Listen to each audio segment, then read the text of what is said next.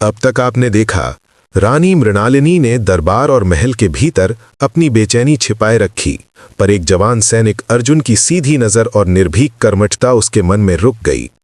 सीमा पर विद्रोह भड़का तो अर्जुन युद्ध में गया और खबर आई कि वो पुल के पास अकेला रुकते हुए गुम हो गया। रानी उसे ढूंढने युद्ध क्षेत्र तक जा पहुंची। वहीं विद्रोहियों ने घेरा डाला और एक तीर रानी की ओर चला। अर्जुन ने छलांग लगाकर वो तीर खुद झेला और फिर बारूद से पुल उड़ाकर शत्रुओं का रास्ता काट दिया, धुएं में खुद समा गया। लौटकर राजा आनंद वर्मा ने स्मारक बनवाया, पर रानी हर शाम वहां खाली आंखों से दीपक रखती रही। अब आगे की कथा। और ठीक वहीं उसी स्मारक के सामने रात की ठंडी हवा में दिए की लौ कांप रही थी। रानी मृणालिनी ने पत्थर पर हथेली रखी, जैसे किसी का माथा छू रही हो। पीछे कुसुम खड़ी थी, पर आज उसकी फुसफुसाहट भी नहीं निकल रही थी। दूर शहर में ढोल की आवाज थी, पर यहां सिर्फ नदी की दूर की सरसराहट और दिए की सिसकती लौ थी। उस रात रानी महल लौटी तो महल उसे पहचानता हुआ भी पराया लगा। गलियारे लंबे हो गए थे, दीवारों की तस्वीरें जैसे तिरछी नजर से देख रही थीं। राजा आनंद वर्मा अपने कक्ष में अकेले बैठे थे। सामने थाली में भोजन था, पर हाथ आगे नहीं बढ़ा था। रानी ने प्रवेश करते ही सिर झुका लिया। राजा ने बिना उठे, बिना कठोर बने, बस थकी हुई आवाज में कहा कि वो स्मारक से आ रही है। रानी ने कहा कि हाँ। राजा ने पूछा कि उसे वहां क्या मिलता है। रानी ने पल भर रुककर कहा कि सच की कीमत। राजा ने कटु हंसी नहीं हंसी, वो बस सूखी सांस छोड़कर बोला कि कीमत तो चुक गई, अब हिसाब कौन देगा। रानी ने पहली बार सीधे कहा कि वो अर्जुन की मृत्यु का बोझ उठाकर जी नहीं पा रही। राजा ने धीरे से कहा कि बोझ तो उसने भी उठाया है, क्योंकि अर्जुन उसका सैनिक था, उसके राज्य की ढाल था। फिर राजा ने अपनी उंगली से मेज पर रखी मोहर अंगूठी की ओर इशारा किया, वही राजचिन्ह वाली जो रानी ने युद्ध क्षेत्र जाते समय अपने पास रखी थी। राजा ने कहा कि ये अंगूठी उसके हाथ में कैसे आई, ये राजमहल के पहरेदारों ने देखा था और दरबार के कानों तक बात पहुंच चुकी थी। रानी ने कहा कि वो छिपा नहीं सकती, क्योंकि उसके भीतर अब छिपाने को कुछ बचा नहीं। राजा ने कहा कि छिपाना नहीं, समझना मुश्किल है कि एक रानी अपने राज्य की सीमा पर क्यों पहुंची, और वो भी रात में, बिना आदेश, बिना सुरक्षा। रानी ने जवाब दिया कि वो वहां इसलिए गई क्योंकि एक आदमी मर रहा था और उसे लगा कि वो खुद भी भीतर से मर रही है। राजा ने आंखें बंद कर लीं, जैसे शब्दों से बचना चाहते हों। फिर उन्होंने धीमे से कहा कि राजमहल प्रेम के लिए नहीं, जिम्मेदारी के लिए होता है। रानी ने उसी जिम्मेदारी के भीतर से कहा कि अर्जुन ने भी जिम्मेदारी के लिए अपना शरीर पुल के साथ तोड़ा। राजा ने कहा कि अर्जुन ने जिम्मेदारी निभाई, इसलिए उसकी मृत्यु पवित्र है। लेकिन अगर रानी की भावना के कारण उसके निर्णय में एक पल भी डगमगाहट आई होगी, तो वो मृत्यु पर दाग लग जाएगा। रानी ने कांपती आवाज में कहा कि उस रात डगमगाहट अर्जुन की नहीं, उसकी थी। अर्जुन तो दीवार की तरह खड़ा रहा। यही वो घड़ी थी जब महल के भीतर एक और दरवाजा खुला, राजनीति का। अगले दिन दरबार में मंत्रियों ने सिर झुकाकर कहा कि प्रजा में फुसफुसाहट बढ़ रही है। कुछ लोग कह रहे थे कि रानी ने सैनिक को बुलाया था, कुछ कह रहे थे कि सैनिक ने रानी को फंसाया, और कुछ लोग बस इस कहानी को मसाले की तरह चबा रहे थे। राजा आनंद वर्मा ने कठोर होकर कहा कि राज्य की बात राज्य में रहे। प्रजा को युद्ध की चोट दिखती है, पर घाव का हिसाब नहीं। मंत्री ने कहा कि लेकिन विद्रोह के बाद पड़ोसी राज्य मौका तलाश रहे हैं, उन्हें बस इतना दिखना चाहिए कि महल भीतर से मजबूत है। अगर रानी पर कोई दाग लगा तो वे इसे हथियार बना लेंगे। रानी दरबार की परछाई में खड़ी सुनती रही। वो चाहती तो चिल्ला सकती थी कि ये दाग नहीं, ये आग है, पर उसने जाना कि दरबार आग को भी धुआं बनाकर अपने हिसाब से लिख देता है।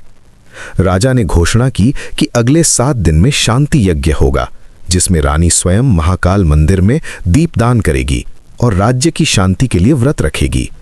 बाहर से ये धार्मिक दिखेगा, भीतर से ये राजनीतिक पट्टी थी, एक ऐसा मरहम जो घाव नहीं भरता पर लोगों की नजर ढक देता है। रानी ने सिर झुका लिया, क्योंकि वो जानती थी कि इस समय उसके सिर उठाने से कई गर्दनें कट सकती हैं, बिना तलवार के भी।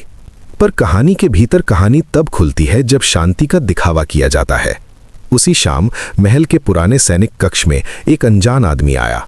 उसने साधारण कपड़े पहने थे, पर चाल में प्रशिक्षण था। उसने कुसुम को खोजा और कहा कि वो किसी पुराने साथी की ओर से संदेश लाया है। कुसुम पहले तो हंसी कि पुराने साथी कौन, पर उसकी आंखों ने उस आदमी की कलाई पर बने निशान देख लिए, वही निशान जो सीमा के सैनिक बांधते थे, गुप्त पहचान के लिए। कुसुम का चेहरा सफेद पड़ गया। वो आदमी धीरे से बोला, कुसुम, महारानी को कहो कि पुल के धुएं में सब राख नहीं हुआ। कुसुम रानी के पास पहुंची तो उसकी सांस टूट रही थी। उसने कहा कि एक आदमी आया है और उसने बताया है कि अर्जुन शायद जीवित है। रानी ने पहले विश्वास नहीं किया। उसका मन तो वर्षों का पानी बन चुका था, जिस पर कोई भी शब्द पत्थर की तरह गिरता तो बस लहरें उठती, किनारा नहीं मिलता। पर कुसुम ने वो निशान बताया, वो संकेत बताया। रानी के भीतर एकदम से वही रात लौट आई, तीर, धुआं, पुल और आंखों में वो शांति। उसने कहा कि उस आदमी को तुरंत अंदर लाया जाए। वो आदमी आया तो उसने सिर झुकाकर कहा कि उसका नाम वीरभद्र है और वो अर्जुन की टुकड़ी का था। उसने बताया कि धमाके के बाद नदी में बहते हुए अर्जुन को किसी ने किनारे खींच लिया था। विद्रोहियों का ही एक घायल युवक जो अर्जुन के हाथों पहले दिन बच गया था। वीरभद्र ने कहा कि उस युवक को अर्जुन की दीवार याद रह गई थी, इसलिए उसने उसे मरने नहीं दिया। रानी ने पूछा कि फिर अर्जुन कहाँ है? वीरभद्र ने कहा कि वो जंगल के भीतर एक पुराने गुफा आश्रम में है, पर बहुत कमजोर है, और सबसे बड़ी बात, उसके साथ एक सच्चाई है जो महल की नींव हिला सकती है। रानी ने जैसे ही सच्चाई शब्द सुना, उसकी गर्दन के पीछे ठंडा पसीना उतर आया। उसने पूछा कि कैसी सच्चाई? वीरभद्र ने कहा कि विद्रोह उतना सीधा नहीं था जितना दरबार बताता रहा। विद्रोहियों को भीतर से मदद मिली थी, हथियार, नक्शे और उस पुल की कमजोरी की खबर। रानी ने कहा कि ये आरोप किस पर है? वीरभद्र ने कहा कि अर्जुन ने एक आदमी को देखा था, महल के मुहर खाने का, जो विद्रोहियों के सरदार से रात में मिला। ये सुनते ही रानी का चेहरा सख्त हो गया, क्योंकि मुहर खाना सत्ता का दिल था, और दिल के भीतर अगर जहर हो तो शरीर को चिल्लाने का वक्त नहीं मिलता। रानी ने पूछा कि ये बात राजा को क्यों नहीं बताई गई? वीरभद्र ने कहा कि राजा बीमार और थके हैं और मंत्रीगण अपने खेल में व्यस्त हैं। अर्जुन खुद भी राजा तक पहुंचने से पहले मार दिया जाता, इसलिए उसने संदेश गुप्त रखा। रानी ने कहा कि उसे अर्जुन तक ले जाओ। कुसुम ने विरोध किया कि ये फिर वही पागलपन है। रानी ने कहा कि ये पागलपन नहीं, ये अब राज्य का मामला है। पर उसकी आंखें झूठ बोल रही थीं। वे राज्य नहीं, उस एक आदमी को खोज रही थीं जो धुएं में खोकर भी उसके भीतर जिंदा था। रात का दूसरा पहर था जब रानी एक बार फिर साधारण कपड़ों में निकली। इस बार वो अकेली नहीं थी। वीरभद्र और 2 भरोसेमंद सैनिक साथ थे। घोड़े जंगल की तरफ दौड़े तो पत्ते हवा में फड़फड़ाए, जैसे कोई अदृश्य दर्शक तालियां बजा रहा हो। दूर कहीं उल्लू बोला और घोड़े ने कान खड़े कर लिए। रानी ने लगाम कसी। उसकी हथेली में एक छोटा सा दीपक था जो उसने स्मारक से ही जलाया था। उसे लगा कि उसी लौ में अर्जुन की सांस की भी परछाई होगी। गुफा आश्रम तक रास्ता खतरनाक था। वहां एक सूखा झरना था जिसके पत्थर चिकने हो चुके थे। ऊपर लटकती बेलें थीं और भीतर अंधेरा ऐसा घना कि आंखें भी धीरे धीरे चलें। वीरभद्र ने संकेत किया और सैनिकों ने मशाल जलाई। रानी ने कदम रखा तो भीतर जड़ी बूटियों की गंध थी और कहीं दूर पानी टपकने की आवाज, जैसे समय भी बूंद बूंद गिर रहा हो। और फिर वो दिखा, अर्जुन। वो पत्थर थी एक चौड़े चबूतरे पर लेटा था। शरीर पर पट्टियां थीं, चेहरे पर वही कट अब गहरा था और सांस धीमी। पर उसकी आंखें खुली तो उनमें वही सीधी रोशनी थी। उसने रानी को देखा और एक पल को जैसे उसका दिमाग मानने से इनकार कर गया। फिर उसने बहुत धीमे कहा, महारानी, आप फिर यहां? रानी उसके पास बैठ गई। उसने कुछ नहीं कहा। उसके शब्द रोने में डूब गए थे। अर्जुन ने हल्की सी कोशिश से हाथ उठाया, मानो कहना चाहता हो कि मत रो।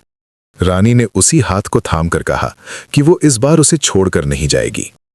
अर्जुन ने बहुत मुश्किल से कहा कि उसे छोड़ना ही होगा, क्योंकि वो अब सिर्फ घायल सैनिक नहीं, एक गवाह है। रानी ने पूछा कि वो किसका गवाह है? अर्जुन ने बताया कि जब उसने पुल पर विद्रोहियों को रोका, तभी उसने पीछे एक आदमी की फुसफुसाहट सुनी। महल का कर्मचारी, मुहर खाने वाला, जिसका नाम था सोमदेव। वो विद्रोही सरदार को बता रहा था कि सेना किस रास्ते से निकलेगी और किस जगह नदी उथली है। अर्जुन ने उसे पकड़ने की कोशिश की, पर तभी हमला तेज हो गया। उसने उसे भागते देखा और उसके हाथ में वही राजमुहर की छोटी थैली थी जो आदेशों पर लगाई जाती थी। अर्जुन ने कहा कि यह विद्रोह बाहर का नहीं, भीतर का खेल था। रानी ने सुनते हुए महसूस किया कि उसकी दुनिया फिर से पलट गई है। उसका मोह, उसका पाप बोध, उसका बलिदान, सबके नीचे एक और परत थी, षड्यंत्र। उसने कहा कि ये बात राजा तक पहुंचना चाहिए। अर्जुन ने कहा कि राजा तक पहुंचने से पहले उन्हें दरबार के कानों से बचना होगा। रानी ने पूछा कि दरबार के कान किसके हैं? अर्जुन ने कहा कि ये वही लोग जानते हैं जो सत्ता की छाया में जीते हैं, और महारानी, आप सबसे ज्यादा जानती हैं। उसी समय बाहर झाड़ियों में हलचल हुई। एक मशाल की रोशनी भीतर तक झपकी। वीरभद्र ने तलवार खींची। किसी ने धीरे से सीटी मारी, सैनिकों की गुप्त सीटी, पर यह उनकी नहीं थी। इसका मतलब था कि कोई और भी प्रशिक्षित है। अगले ही पल 2 तीर गुफा के मुहाने पर आकर धस गए। अर्जुन ने दर्द के बावजूद उठने की कोशिश की। रानी ने उसका कंधा दबाकर कहा कि वो नहीं उठेगा। अर्जुन ने कहा कि अगर वो नहीं उठा तो ये सच्चाई फिर धुएं में खो जाएगी। बाहर से आवाज आई। किसी ने कहा कि महारानी को सकुशल बाहर आने को कहा जा रहा है, बाकी को नहीं। ये प्रस्ताव रानी के लिए जाल था, क्योंकि वो जानती थी कि उसे बचाने का दिखावा करके अर्जुन और गवाहों को खत्म किया जाएगा। रानी ने भारी सांस लेकर कहा कि वो बाहर जाएगी।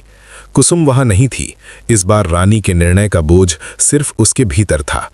अर्जुन ने उसका हाथ पकड़कर कमजोर आवाज में कहा कि वो ऐसा न करे। रानी ने कहा कि वो बाहर जाकर समय खरीदेगी। अर्जुन ने कहा कि समय खरीदने में लोग बिक जाते हैं। रानी ने उसकी आंखों में देखकर कहा कि वो अब बिकने नहीं आई, वो कीमत चुकाने आई है। रानी बाहर निकली तो चांद बादलों में आधा छिपा था। सामने 5-6 नकाबपोश थे और उनके बीच एक आदमी जिसके कपड़े महल के थे। उसने नकाब हटाया। सोमदेव, वही मुहर खाने वाला। उसके चेहरे पर विनम्रता की नकल थी, पर आंखों में लोभ की चमक। उसने झुककर कहा कि महारानी, ये जगह आपके लिए नहीं। रानी ने शांत आवाज में पूछा कि वो यहाँ क्यों है। सोमदेव ने कहा कि वो महारानी को सुरक्षित महल पहुंचाने आया है। रानी ने कहा कि फिर उसने तीर क्यों चलाए। सोमदेव ने झूठ बोलते हुए कहा कि तीर विद्रोहियों के थे। रानी ने कहा कि तीरों की सीटी पहचानती है, ये राज्य के सैनिकों की सीटी थी, विद्रोहियों की नहीं। सोमदेव का चेहरा एक पल के लिए कसेला हुआ। उसने कहा कि महारानी बहुत जानती हैं। रानी ने कहा कि उसने बहुत देर से जानना शुरू किया है।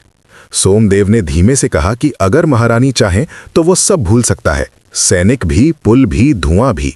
बदले में बस इतना कि महारानी दरबार में चुप रहें और शांति यज्ञ के बाद राजा को ये समझाएं कि राज्य के लिए एक नया सहयोगी चाहिए, पड़ोसी राज्य का युवराज जो मदद के बदले आधा व्यापार चाहता है। रानी समझ गई कि यह सौदा नहीं, राज्य को गिरवी रखना है। उसने एकदम से कहा कि यह देशद्रोह है। सोमदेव ने हंसकर कहा कि देशद्रोह तब होता है जब देश बचा हो। यहां तो सब अपनी अपनी जान बचा रहे हैं। रानी ने उसके चेहरे पर देखा और कहा कि अर्जुन ने अपनी जान नहीं बचाई थी। सोमदेव ने कहा कि इसीलिए वो मरने के लिए बना था। ये वाक्य रानी के भीतर चाकू की तरह घुसा। उसने कहा कि अर्जुन मरा नहीं है। सोमदेव की आंखें सिकुड़ी। यही तो बात थी, यहां हर किसी को यही पता होना चाहिए था कि अर्जुन धुएं में खत्म हो गया। सोमदेव ने तुरंत इशारा किया और नकाबपोश आगे बढ़े। गुफा के भीतर वीरभद्र ने हमला रोका। तलवारें टकराईं, चिंगारियां उड़ी। रानी बाहर खड़ी होकर जानती थी कि समय की हर सांस किसी की जान खा रही है। उसने अचानक अपने भीतर की डरपोक रानी को एक तरफ धकेला। उसने राज चिन्ह वाली अंगूठी निकालकर सोमदेव के सामने दिखाई और कहा कि वो राजा की मुहर का अपमान कर रहा है। सोमदेव ने कहा कि मुहर पत्थर है, सत्ता हाथ में है, और उसी क्षण उसने अंगूठी छीनने की कोशिश की, जैसे वो रानी की आखिरी वैधता भी छीन लेना चाहता हो। रानी ने पीछे हटते हुए घोड़े की लगाम पकड़ी। उसने ऊंची आवाज में सैनिकों को पुकारा, लेकिन वहां उसके सैनिक नहीं थे। फिर भी उसकी आवाज जंगल में गूंजी, और जंगल में आवाज कभी अकेली नहीं रहती। दूर से घोड़ों की टापें सुनाई दी। ये महल के गुप्त प्रहरी थे, वे जिन्हें राजा ने रानी की निगरानी के लिए भेजा था, पर जो अब उसकी पुकार पर आ रहे थे। जैसे राजा की शंका भी अंत में राजा की सुरक्षा बन गई। नकाबपोश घबरा गए। सोमदेव ने दांत पीसे और पीछे हटने लगा, पर रानी ने उसे जाते नहीं देखा। उसकी नजर गुफा की तरफ थी। अर्जुन किसी तरह बाहर आया। कंधे पर पट्टी खुल चुकी थी, खून फिर रिस रहा था, पर उसके हाथ में तलवार थी। वो रानी के सामने आकर खड़ा हो गया, जैसे फिर से वही पुल सामने हो। उसने कहा कि वो अब भागेगा नहीं। सोमदेव ने उसे देखते ही चौंक कर कहा कि यह संभव नहीं। अर्जुन ने कहा कि संभव वही होता है जो आदमी अपने भीतर तय कर ले। सोमदेव ने नकाबपोशों को आदेश दिया कि उसे खत्म कर दो, और यही कहानी ने वही चेहरा पहना जो पहले अध्याय के अंत में दिखा था, बलिदान का चेहरा। लेकिन इस बार अर्जुन अकेला नहीं था। गुप्त प्रहरी आ चुके थे। तलवारों की बरसात हुई, जंगल में चीखें फटीं, और एक पल के लिए लगा कि रात का सन्नाटा भी डर गया है। सोमदेव घोड़े पर चढ़कर भागना चाहता था, पर अर्जुन ने आखिरी ताकत से उसकी लगाम पकड़ ली। दोनों की आंखें मिली। सोमदेव ने कहा कि वो सिर्फ आदेश मान रहा था। अर्जुन ने कहा कि आदेश वो मानता है जो राजा दे, गद्दारों के आदेश नहीं। तभी सोमदेव ने कमर से छुरा निकाला और अर्जुन पर वार कर दिया। अर्जुन ने वार रोका पर घाव और खुल गया। रानी चीखी। अर्जुन ने दांत भींचे और सोमदेव को घसीट कर नीचे गिरा दिया। गुप्त प्रहरी ने सोमदेव को बांध लिया। सब कुछ ही मिनटों में हुआ, पर उन मिनटों में कई वर्षों का भाग्य लिखा गया। रानी ने कांपते हाथों से अर्जुन का सिर अपने घुटनों पर रखा। उसने कहा कि वो अब कुछ नहीं बोले, बस सांस ले। अर्जुन ने कमजोर मुस्कान से कहा कि वो सांस तो ले रहा है, पर अब उसकी सांस का मतलब बदल गया है। रानी ने पूछा कि कैसा मतलब? अर्जुन ने कहा कि अब ये सांस सिर्फ उसकी नहीं, उस सच की है जिसे राजा तक पहुंचना है। रानी ने कहा कि वो खुद उसे राजा तक ले जाएगी। अर्जुन ने कहा कि महारानी, इस बार आप मोह के लिए नहीं, न्याय के लिए जा रही हैं, इसलिए रास्ता कठिन होगा। उज्जैन लौटते ही महल में भूचाल आया। सोमदेव पकड़ा गया, पर दरबार तुरंत दो हिस्सों में बंट गया। कुछ मंत्री कहने लगे कि ये सब रानी की चाल है, वो अपनी छवि साफ करने के लिए किसी निर्दोष को फंसा रही है। कुछ मंत्री डर गए, क्योंकि अगर मोहर खाने तक षड्यंत्र पहुंचा है तो उनकी जेबों तक भी पहुंच सकता है। राजा आनंद वर्मा ने सबकी बात सुनी। फिर उन्होंने पहली बार अपनी थकान को पीछे धकेल कर कहा कि आज रात महल का दरबार नहीं, सत्य का दरबार होगा। उन्होंने आदेश दिया कि सोमदेव को राजसभा में लाया जाए और अर्जुन को भी, जीवित या मृत जो भी हालत हो। रानी ने अर्जुन को एक गुप्त कक्ष में रखा, जहां वैद्य उसकी पट्टियां बदलते रहे। वैद्य ने कहा कि वो बच सकता है, पर उसे आराम चाहिए। अर्जुन ने कहा कि आराम उसे तब मिलेगा जब राजा सत्य सुन लेंगे। रानी उसके पास बैठी रही। पहली बार उसके भीतर एक शांत शक्ति थी, जैसे उसने अपने मोह को किसी साफ धार में बदल दिया हो। अर्जुन ने धीमे से कहा कि महारानी, अगर राजा आपको दोषी मान ले तो? रानी ने कहा कि दोषी वो नहीं जो महसूस करे, दोषी वो है जो देश बेचे। अर्जुन ने आंखें बंद कर लीं, जैसे ये जवाब उसके दर्द पर तवा हो। रात का दरबार जमा। मशालों की रोशनी में दीवारों की परछाइयां लंबी हो गईं। सोमदेव को बांध कर लाया गया। राजा ने उसका चेहरा देखा और पूछा कि उसने मोहर का दुरुपयोग क्यों किया। सोमदेव पहले चुप रहा, फिर उसने कहा कि वो मजबूर था। राजा ने पूछा कि किससे? सोमदेव ने सिर उठाकर कहा कि उसका नाम लेना मौत बुलाना है। राजा ने कहा कि अगर वो सच बोलेगा तो राज्य उसे मौत से बचाएगा। सोमदेव हंसा।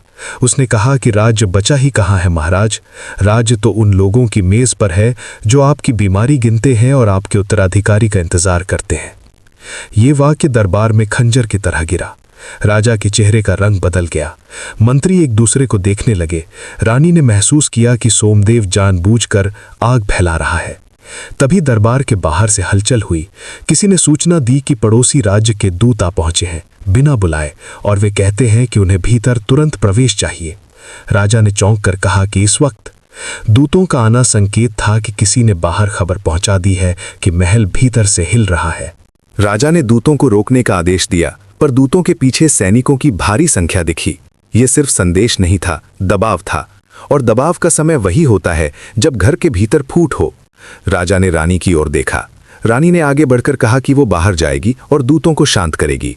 राजा ने कहा कि वो नहीं जाएगी, आज उसके नाम पर पहले ही बहुत बातें हैं। रानी ने कहा कि अगर वो नहीं गई तो ये बातें राज्य की दीवार तोड़ देंगी। राजा ने एक पल के लिए उसे देखा, पहली बार रानी नहीं, एक नेता की तरह। उन्होंने सिर हिलाकर अनुमति दे दी। रानी बाहर निकली तो दूतों ने औपचारिक मुस्कान के साथ कहा कि वे सहायता का प्रस्ताव लेकर आए हैं, पर सहायता की कीमत थी। रानी ने शांत स्वर में कहा कि राज्य किसी की बैसाखी नहीं बनता। दूत ने कहा कि फिर राज्य गिर जाएगा। रानी ने कहा कि गिरना भी अपने पैरों पर होगा। ये सुनकर दूत का चेहरा सख्त हुआ। उसने संकेत किया और उसके पीछे खड़े सैनिकों ने अपने भाले आगे किए। ये खुली धमकी थी, और धमकी का जवाब वही दे सकता है जिसकी पीठ पीछे कोई दीवार हो। उसी पल महल के भीतर से आवाज आई। अर्जुन को सहारा देकर दो सैनिक बाहर ला रहे थे। वो कमजोर था, पर खड़ा था। उसकी आंखें दूतों पर टिकीं। उसने ऊंची आवाज में कहा कि ये राज्य अभी भी अपनी सांसें खुद लेता है। दूत ने हंसकर कहा कि एक घायल सैनिक राज्य नहीं चलाता। अर्जुन ने कहा कि राज्य तलवार से नहीं, वचन से चलता है, और वचन अभी टूटा नहीं है। रानी ने महसूस किया कि यह दृश्य जनता तक पहुंचेगा और यही जनता की धड़कन बन जाएगा। लेकिन उसने ये भी महसूस किया कि अर्जुन का ये बाहर आना उसकी जान के लिए खतरनाक है। दूतों ने पीछे हटकर कहा कि वे सुबह तक इंतजार करेंगे और अगर तब तक महल ने समझदारी नहीं दिखाई तो वे अपनी शर्तें खुद लागू करेंगे। वे चले गए, पर उनके जाते हुए घोड़े की टापें ऐसे बज रही थीं जैसे ढोल, युद्ध का ढोल। रानी ने अर्जुन की ओर देखा। अर्जुन ने बहुत धीमे से कहा कि अब षड्यंत्र सिर्फ भीतर का नहीं रहा, बाहर भी उसकी गंध पकड़ ली गई है। राजा के चेहरे पर पहली बार डर साफ दिखा। राजा अपनी मृत्यु से नहीं, अपने राज्य की नीलामी से डर रहा था। और ठीक तभी सोमदेव, जो अभी भी बंधा हुआ था, हंसने लगा। उसने कहा कि अब देर हो चुकी है, क्योंकि उसने जो नाम छिपाया था वो आज रात खुद सामने आ जाएगा। राजा ने गुस्से में पूछा कि कौन? सोमदेव ने दांतों के बीच से कहा कि वो आदमी महल में ही है और अभी इसी वक्त राजा के सबसे करीब खड़ा है। दरबार में सन्नाटा फैल गया। हर मंत्री ने अपने कदमों की आवाज सुन ली। रानी ने पल भर के लिए राजा के पीछे खड़े प्रधान सलाहकार की ओर देखा। वही जो हर आदेश पर मुहर लगवाता था, वही जो राजा की बीमारी में दवाओं का हिसाब रखता था, वही जो दरबार में सबसे ज्यादा भला दिखता था। अर्जुन ने भी उसकी तरफ देखा। उसकी आंखों में पहचान की चमक थी। उसने धीमे से कहा कि यही आदमी, वही परछाई। और उसी पल प्रधान सलाहकार ने अपने भीतर का मुखौटा उतार दिया। उसने धीमे से मुस्कुराकर कहा कि महाराज बहुत थक गए हैं, उन्हें आराम चाहिए और राज्य को भी। फिर उसने हाथ उठाकर संकेत किया और महल के भीतर तैनात कुछ सैनिकों ने अचानक अपने भाले राजा की ओर मोड़ दिए। ये विद्रोह अब दरबार के बीचों बीच था। रानी ने आगे बढ़कर राजा के सामने खुद को रख दिया। अर्जुन ने लड़खड़ाते हुए तलवार उठाई। राजा आनंद वर्मा की आंखों में एक पल के लिए वही पुरानी चमक लौटी, राजा की। उसने गहरी आवाज में कहा कि जो भाले उसकी ओर उठे हैं वे राज्य के नहीं, गद्दारी के हैं। प्रधान सलाहकार ने कहा कि इसे गद्दारी मत कहिए, इसे बदलाव कहिए।